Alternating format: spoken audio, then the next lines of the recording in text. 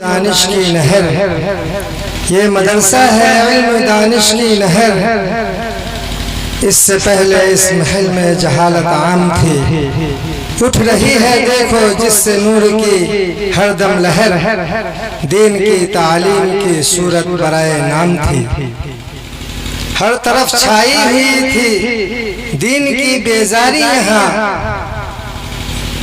नींद थी, गफलत थी, सब ये देखिए तारी। यहाँ एक पौधा कारी मोहम्मद ने लगाया था, जिसे जज्बे इखलास से परवान चढ़ाया था, जिसे डॉक्टर कारी मसरूर अहमद फैजी की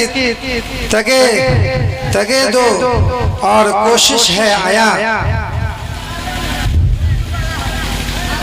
डॉक्टर कारी मसरूर की तगे दो और कोशिश है आया। जाफिशानी उनकी हुआ, जाफिशानी उनकी हो अल्फाज में कैसे यहाँ। जामिया तरतील कुरान की खातिर अपना तन मन धन दिया, सबको लेकर साथ चलने का खुदा ने फन दिया।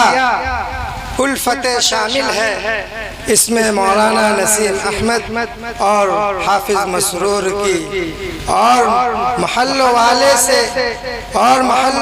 सब ने है आनत खूब की। अस्सलाम वालेकुम।